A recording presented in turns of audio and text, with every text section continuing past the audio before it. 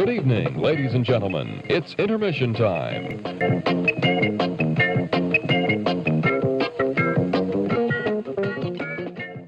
All right, Daniel Barrett, you came up with this idea a couple of weeks ago, and I can't remember why we did it, didn't do it, but we're going to do it today because it's a hell of an idea. Now, this came off the back of the YouTube trailer views for the first long version trailer for Deadpool versus Wolverine, which is the action comedy pairing of two of the MCU's most popular characters, which gave us the idea that maybe the good old-fashioned crossover film is back. Now, Hollywood clearly learnt nothing from Alien versus Predator or Hobbs versus Shaw or Abbott and Costello Meet the Mummy.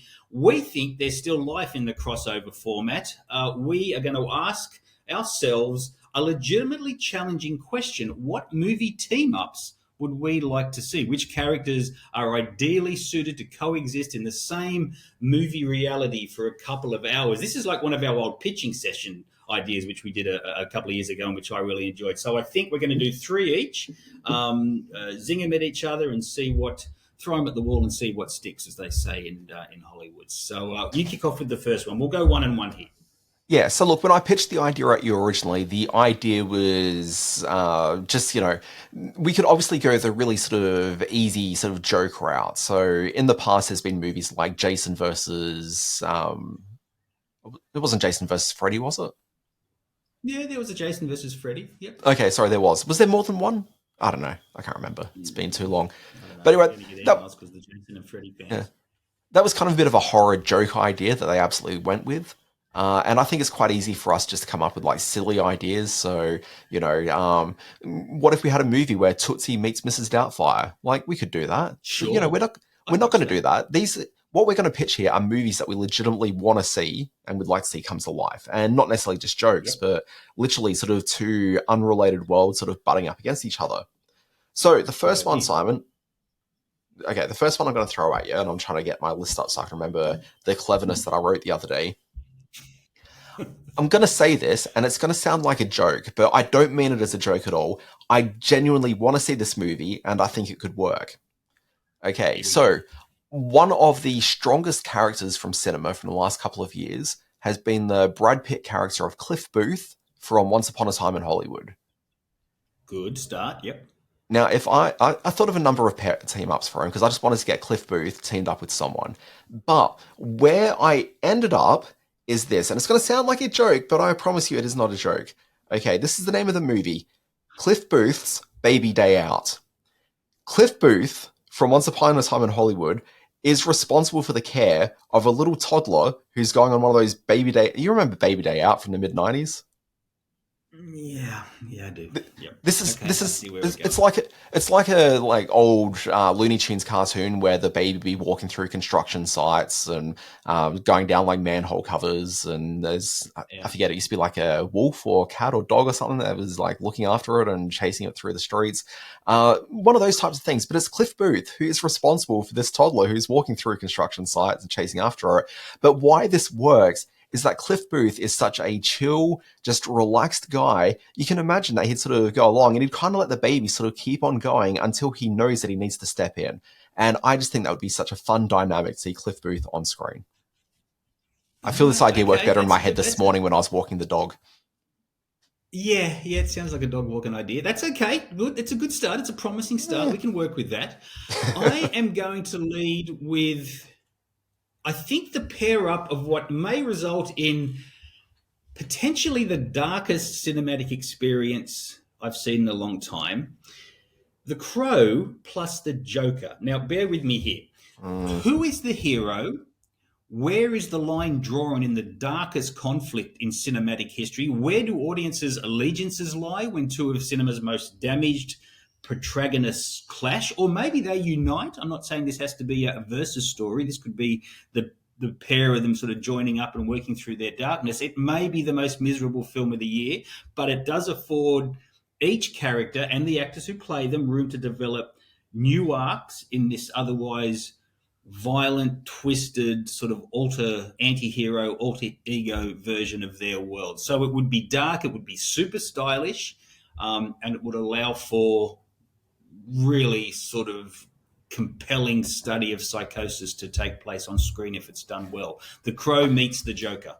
Are we getting the actor from the first Crow movie back for this one? That's unlikely at this stage. I think he's moved Okay. on to other projects. Yeah, sure. Look, I think that the problem with this is that the Joker is full of character and the Crow is absolutely barely interesting on screen other than just he kind of looks cool. And I think the problem that you're going to come across is very quickly it's going to become apparent how little character there is to the Crow. That is for the creatives to work out. I'm simply here to put the idea forward. I think you're the creative in this instance. But anyway, let's keep on rolling on. So when I was thinking about this, there's been a number of team-ups in the past, and what got my brain thinking was in the mid to late 2000s, 20th Century Fox were thinking about doing a feature film based off the 24 TV series that was around. And this is a real thing. It's going to sound like I'm making this up, but this is legitimately a thing that was happening. Yeah, they were going to make a live-action film, and the way that the development of it all started happening, they were actually thinking about teaming up the Jack Bauer character from 24 with John McClane, as played by Bruce Willis, okay, in a film where it's a 24-style movie with John McClane and Jack Bauer. Like, it was one of these sort of great ideas that just never happened for whatever reason.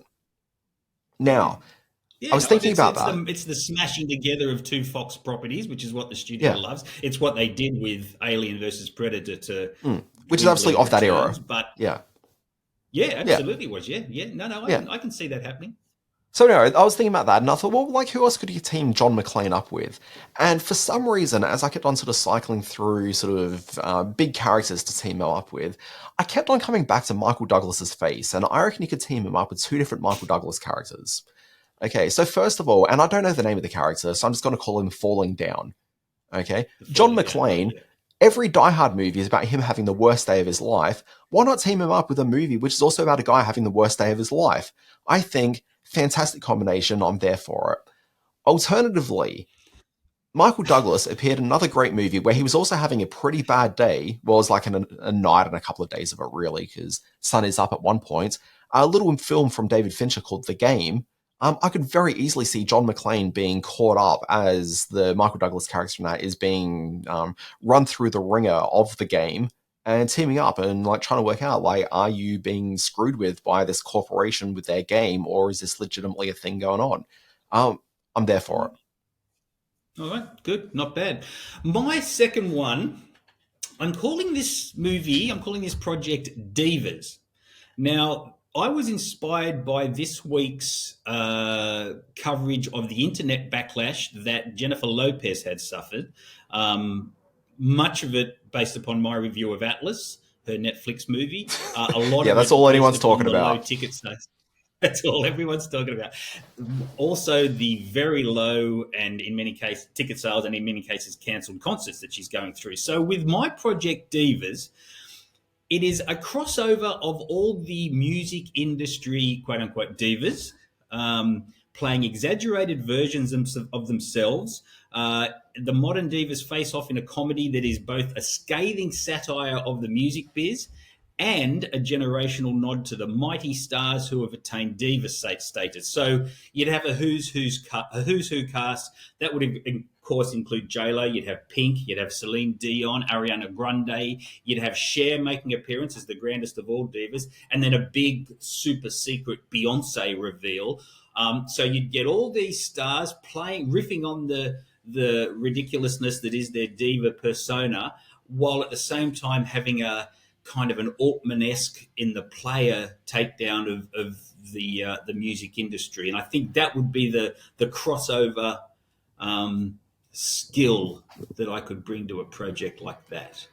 I've got Beyonce's number, so I can call her at the drop of a hat, but I don't know if I'd get Celine Dion involved. But anyway, that's my idea for a femme-focused version of the player with the biggest divas in the music industry. There you go. That's money in the bank. Yeah, look, I'm not 100% sold on that one. And Celine Dion, I'm not sure is maybe the most active screen presence right now. In fact, I think you get a better performance. At me. I don't think Bruce Willis is coming back to do too many roles either, quite frankly. But I get your point. No, I just thought. I think you could probably get a better performance out of Brendan Lee these days. All right, what's your last one? Uh, okay, my last one, and just quickly, something I half entertained the idea of was Ted Lasso looking after a bunch of lovable young scamps called the In-Betweeners, but I gave that one a miss, and instead, we are sitting here with this. And I've given the film a title already, or maybe a limited Yeah. TV series, I'm not quite sure. Maybe it's more a TV series. Okay, this is called The Office Space. Oh, that's clever. I see what you're doing Yeah. there. You're off for squaring it. Okay, how does this play out? Oh, we basically just get the characters from The Office, the crew from Dunder Mifflin, who go off and start working over at Initech. Hilarity sure to ensue. Stanley teamed up with Milton. Get what's his name? Writes itself. Jim from The Office out there beating up a photocopier. It just kind of sells itself. I don't think I really need to explain how this works. I think it's right All there in the right. title. All right, for the final one, I'm going big. This will be the blockbuster film of the year. And I think the time is right for this to happen. This isn't a joke. I actually think this could work. Could the world's biggest super spies exist in a same world scenario that combines the might of England's MI6 and the US's IMF, Impossible Mission Force, to fight some kind of global threat? We are matching up Ethan Hunt and James Bond in a super spy adventure bigger than anything you have ever seen on the screen. We re energize the Mission Impossible franchise. I think we have to get Daniel Craig back because he's probably of a similar age to Tom Cruise, so they'd be with each other. And to have a crossover event that would be IMF and MI6, this would just blow people away. If this was announced, it would be on the cover of every newspaper around the world, not just the trades. I'm talking about the Daily Telegraph. I'm talking about the Brisbane Sun. This is a big deal. Ethan Hunt plus James Bond, the greatest crossover you'll ever see. Well, I mean, you can't really bring back the Daniel Craig Bond because that Bond's dead. So, like, it just kind of seems weird having him back. You probably need to get like another Bond up and running for a few years to make that work. Yeah, But can I reboot take would your be idea and really co-opt good. it? Yeah, Okay, how give it a about shot this? for sure. Instead of the team from the IMF like catching up with like the best and the brightest of MI6, what if instead we took them to Slough House and instead had a Mission Impossible crossover with the crew from Slow Horses? I would be much more into that. Slow horses. What, that Gary Oldman thing? Yeah. On that same token, couldn't we have a Mission Impossible crossover with the Kingsman? Bring in the that crazy franchise and maybe bolster it up a bit. I don't know enough about slow horses to comment on that, and so Oh, maybe, maybe. slow horses is just like a traditional, like old school espionage with the occasional sort of Yeah. exciting action sequence. It's about Okay. drops and Gary Oldman fighting. That's basically the main thrust of it, so to speak.